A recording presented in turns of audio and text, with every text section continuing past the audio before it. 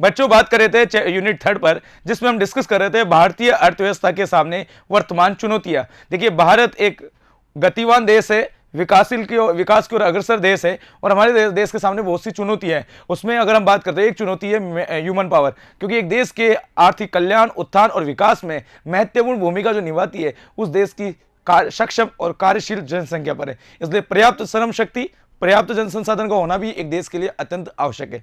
आज इस लेक्चर में पार्ट 3 पे हम चर्चा करेंगे मानव पूंजी और आर्थिक समृद्धि पर, यानी ह्यूमन कैपिटल एंड हम बात करेंगे इकोनॉमिक ग्रोथ, किस प्रकार मानव संसाधन पर टिकी हुई है देश का आर्थिक विकास। देखिए, बात करें आर्थिक पूंजी तथा मानव पूंजी। मैंने पिछले लेक्चर में आपको मानव पूंजी के बारे में बताया था बच्चों, कि मानव पूंजी को ये हम जनशक्ति कहते हैं, श्रम शक्ति कहते हैं, मैन पावर कहते हैं, जन संसाधन कहते हैं, मानव संसाधन कहते हैं, मानव पूंजी कहते हैं, यानी इसे हम कई अलग अलग नामों से पुकारे, एक ही बात है। यानी कुल मिला के कार्यशील जनसंख्या को ही हम मानव पूंजी कहते हैं, क्योंकि मानव पूंजी ही उत्पादन का एक सक्रिय संसाधन है, जिसके माध्यम से हम उत्पादन कर सकते हैं, नहीं तो उत्पादन नहीं हो सकता है। यानी ये साधन नहीं, ये साध्य भी है। वही अगर हम बात करें, इसी पर ही एक देश का आर्थिक कल्याण, उत्थान और विकास टिका हुआ है। यानी एक देश की इकोनॉमिक जो ग्रोथ होती है वो मानवीय पूंजी के द्वारा ही हो सकती है। इसलिए इन दोनों के बीच में एक प्रत्यक्ष संबंध है, एक सकारात्मक संबंध है, और ये एक दूसरे के पूरक है। ये एक दूसरे के पूरक है। जैसा कि मैंने आपको पिछले लेक्चर में बताया था कि जैसे अगर हम बात करें, पेट्रोल और कार एक दूसरे के पूरक है, पेन और शाई एक दूसरे के पूरक है, पंखा और बिजली एक दूसरे के पूरक है, क्योंकि बिना इलेक्ट्रिसिटी के क्या पंखा चल जाएगा? क्या पंखे के बिना इलेक्ट्रिसिटी से कोई काम आएगी? नहीं आएगी। क्या पेट्रोल के बिना कार चल सकती है, या कार के बिना पेट्रोल कोई काम आ सकता है? शाई के बिना पेन चल सकता है, या पेन के बिना शाई का कोई रोल है क्या? या शिक्षक के बिना बच्चों का रोल है क्या? नहीं है ना। इसलिए हम एक दूसरे के पूरक है, जैसे आप और हम भी एक दूसरे के पूरक है। इसीलिए एक देश की जो अर्थव्यवस्था टिकी हुई है वह उस देश की कार्यशील, योग्यवान, बौद्धिक, समझदार और सक्रिय जनसंख्या पर निर्भर करती है। क्योंकि जनसंख्या बढ़ना एक देश के लिए नुकसानदायक है, लेकिन उस जनसंख्या से हमें एक अपार, पर्याप्त, कार्यशील, सक्षम, योग्यवान श्रम शक्ति की भी प्राप्ति होती है। इसलिए श्रम शक्ति से ही उस देश का उत्थान, विकास संभव है। इसीलिए इस लेक्चर में हम डिस्कस करने जा रहे हैं कि इन दोनों में क्या रिलेशन है। तो मैंने आपको बताया कि मानव पूंजी तथा आर्थिक समृद्धि के बीच में सकारात्मक और प्रत्यक्ष संबंध है। बिल्कुल, क्योंकि जैसे ही आपके देश में योग्य ह्यूमन रिसोर्सेज की वृद्धि होगी, वैसे आपकी इकोनॉमिक ग्रोथ बढ़ती जाएगी।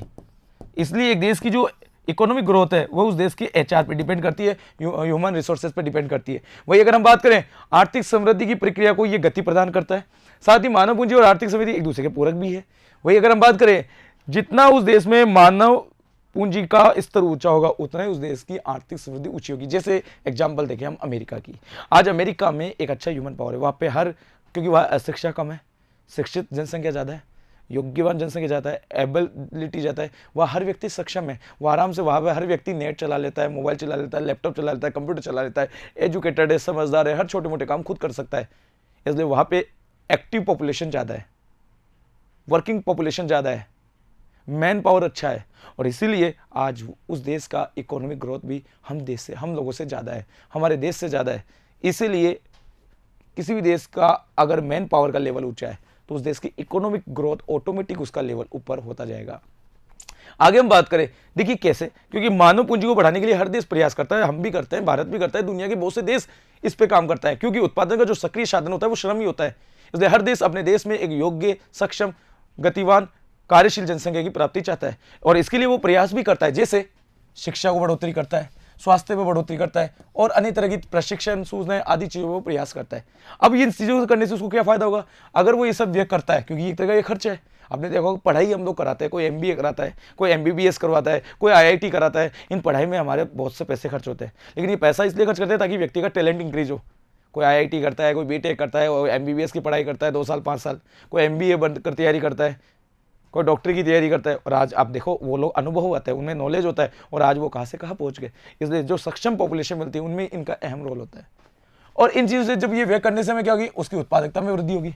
जब उत्पादकता में वृद्धि होगी तो ऑटोमेटिक आधुनिकीकरण में वृद्धि होगी, क्योंकि वो अपनी सेवाएं देगा, नए नए फॉर्मूले, नए नए मेथड निकालेगा, नई नई टेक्नोलॉजी बिल्डअप करेगा, आविष्कार करेगा, तो आधुनिकीकरण बढ़ेगा। और जब आधुनिकीकरण बढ़ेगा तो रोजगार बढ़ेगा, और परिणामतः देश की राष्ट्रीय बढ़ेगी। राष्ट्रीय बढ़ने के साथ साथ प्रति व्यक्ति है पर कैपिटा इनकम बढ़ेगी और जिससे पर कैपिटा इनकम बढ़ेगी तो आगे रहने उस देश में रहने वाले लोगों का जीवन स्तर ऊंचा हो जाएगा और परिणामतः उस देश में आर्थिक समृद्धि और तीव्र हो जाएगी। तो कहीं ना कहीं ह्यूमन कैपिटल और इकोनॉमिक ग्रोथ में सीधा संबंध है, दोनों में प्रत्यक्ष संबंध है, दोनों एक दूसरे के पूरक है। बिना ह्यूमन कैपिटल के हम इकोनॉमिक ग्रोथ नहीं सोच सकते। इसलिए दुनिया, अगर हम बात करें कि अगर वर्ल्ड में एक लगभग 195 देशों में देखें तो आज भी बहुत से देश गरीब है, पिछड़े हुए हैं, अति पिछड़े हैं, कहीं क्योंकि उनका सबसे बड़ा कारण है कि वहाँ पे पर्याप्त मात्रा में ह्यूमन कैपिटल नहीं है।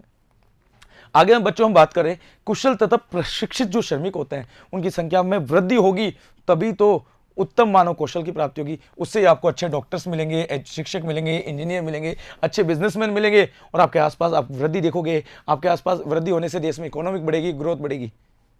इसलिए जनसंख्या से ही अगर हम बात करें, क्योंकि जनसंख्या से ही हमें अच्छे टैलेंटेड लोग मिलेंगे तो इसी से हमें एक अच्छे लोगों की प्राप्ति होगी, सक्षम, योग्य और उत्तम मानव कौशल की प्राप्ति होगी। आगे हम बात करें, मानव पूंजी ही सभी पूंजियों की जननी है। आज हम करेंसी की बात करते हैं, आज हम भौतिक संपत्तियों, परिसंपत्तियों, असेट्स, इनकी बात करते हैं। इन सबको तैयार किसने किया? इनको बिल्डअप किसने किया? मानव ने तो किया। मानव की संभावना ने किया, उसके ज्ञान नवप्रवर्तन ने तो किया, उसके आविष्कार ने तो किया। इसलिए मानव पूंजी एक महत्वपूर्ण पूंजी है। अर्थात संसार की सभी पूंजियों का उपयोग मानव ही करता है और इन पूंजियों का निर्माण भी मानव करता है, क्योंकि मानव ने अपने हितों को पूरा करने के लिए, अपने उद्देश्यों को पूरा करने के लिए इन सब चीजों को अपने सामने तैयार किया है, आविष्कार किया है। मानव पूंजी में वृद्धि से ही भौतिक पूंजियों की उत्पादकता में वृद्धि होती है और विकास को गति मिलती है और मनुष्य चाहे तो वह सभी प्रकार की पूंजियों को प्राप्त कर सकता है। आइए बच्चों, अब हम बात करते हैं भौतिक पूंजी और मानव पूंजी। देखिए, मैं भौतिक पूंजी के बारे में बताना चाहूंगा, फिजिकल कैपिटल के बारे में आपको बताना चाहूंगा। फिजिकल कैपिटल का मतलब है हमारे आसपास जो भी चीजें हैं वो सब फिजिकल कैपिटल में गिनी जाती है, जिन्हें हम देख सकते हैं, छू सकते हैं, महसूस कर सकते हैं, फील कर सकते हैं, वो सब भौतिक पूंजी में आती है। आपके सामने कूलर है, आपके सामने कार है, आपके सामने प्लेन है, आपके सामने करेंसी है, आपके सामने एसी है, आपके पास ये जो सुविधा है, ये सब भौतिक पूंजी में आते हैं और इन सब चीज़ों को हम प्रयास करते, प्रयोग करते हैं, इन चीज़ों का हम व्यापार भी करते हैं। भौतिक पूंजी को जो तैयार किया वो मानव ने ही किया, मानव पूंजी के प्रयासों से हुआ है। तो अब मानव पूंजी और भौतिक पूंजी में क्या अंतर है ये हम समझते हैं। तो पहला पॉइंट है दृश्य। देखिए, भौतिक पूंजी को देखा जा सकता है, छुआ जा सकता है, महसूस किया जा सकता है, लेकिन मानव पूंजी को हम देख नहीं सकते, इसे केवल महसूस किया जा सकता है, क्योंकि आप में जो प्रतिभा है वो आपके अंदर ही है। वो आप आपके काम, आपकी योग्यता, आप अपने तरीके से जब आप काम करके दिखाओगे तो उससे पता चल सकता है, लेकिन हम उसे देख नहीं सकते क्योंकि वो आपके अंदर है। शिक्षक का ज्ञान उसके दिमाग में है, जब वो उसका व्याख्यान करता है तो हमें उसकी प्रतिभा का पता चलता है। डॉक्टर की कैपेबिलिटी उसकी इलाज पर है, उसके टैलेंट पे है। इसीलिए मानवीय पूंजी को देखा नहीं जा सकता। आगे बात करें विक्रय। भौतिक पूंजी को हम बेच सकते हैं, आदान प्रदान कर सकते हैं, लेन देन कर सकते हैं, व्यापार कर सकते हैं, लेकिन क्या टैलेंट को बेचा जा सकता है? क्या हम उसका अपने टैलेंट, जैसे क्या शिक्षक अपना ज्ञान किसी दूसरे को बेच सकता है निकाल के? नहीं बेच सकता, क्योंकि वो ज्ञान उसके साथ था, उसने उसका विवर्त किया और उसके साथ ही वो ज्ञान चला जाएगा। इसलिए तो स्वास्थ्य पे ध्यान दिया गया। कि आगे हम बात करें पृथक। भौतिक पूंजी को हम एक दूसरे से अलग कर सकते हैं, छटनी कर सकते हैं, लेकिन मानव पूंजी को उसके स्वामी से हम अलग कभी नहीं कर सकते। ज्ञान उसके अंदर था, वो उसी के अंदर ही रहेगा। वो अपने ज्ञान का प्रसार कर सकता है, लेकिन उसे अपने से पृथक नहीं कर सकता है। लाभान्वित। देखिए, भौतिक पूंजी का जो लाभ होता है वो केवल उसके स्वामी को होता है। जैसे मेरे पास कार है, वो एक भौतिक पूंजी है जो मुझे सुख सुविधाएं देने के लिए मैंने खरीदी है, उससे मुझे ही फायदा हो रहा है, क्या उससे आपको फायदा हो सकता है? तो भौतिक पूंजी का लाभ जो जिसका प्रयोग करता है उस प्रयोगकर्ता को ही होता है केवल, जबकि मानव पूंजी का लाभ सबको होता है। जैसे एक शिक्षक अगर ज्ञानवान है तो वो संसार में बहुत से लोगों को, अपने शिष्यों को बहुत चीजें बता सकता है। तो एक शिक्षक पे क्लास में पढ़ने वाले सभी बच्चों की जिम्मेदारी उस पर रहती है। अगर वो शिक्षक अच्छा ज्ञान दे रहा है, समझदार है, अच्छी बातें बता रहा है, तो बच्चा कहाँ से कहाँ जा सकता है। इसलिए शिक्षक पे ही निर्भर करता है। और अगर शिक्षक समझदार नहीं है, गलत चीज़ बता रहा है, गलत बता रहा है, तो बच्चे पिछड़ जाएंगे। इसलिए बच्चों जो टैलेंट है वो कभी भी हम ना उसको बेच सकते हैं, ना उसे हम अपने से अलग कर सकते हैं, और उसका लाभ हम सबको देते हैं। आगे हम बात करें प्रक्रिया की बात करें तो भौतिक पूंजी का निर्माण एक आर्थिक और तकनीकी प्रक्रिया है, जिसको हम इकोनॉमिक रूप से या टेक्नोलॉजी रूप से बिल्डअप करते हैं।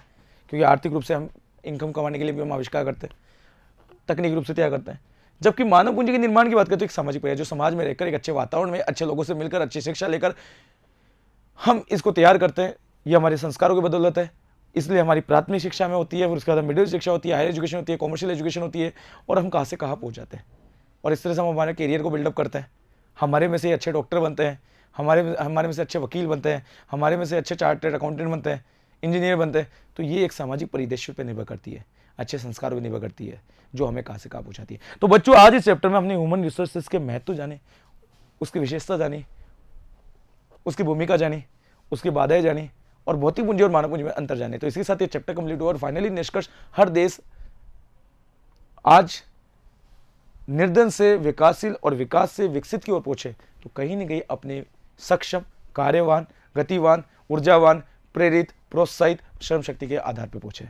और यही एक देश के विकास का सबसे बड़ा आधार है, क्योंकि उत्पत्ति के इन 5 साधनों में सबसे ज़्यादा सक्रिय गतिशील जो साधन है वह केवल मानवीय पूंजी है। तो इसके साथ ये चैप्टर कंप्लीट हुआ। धन्यवाद।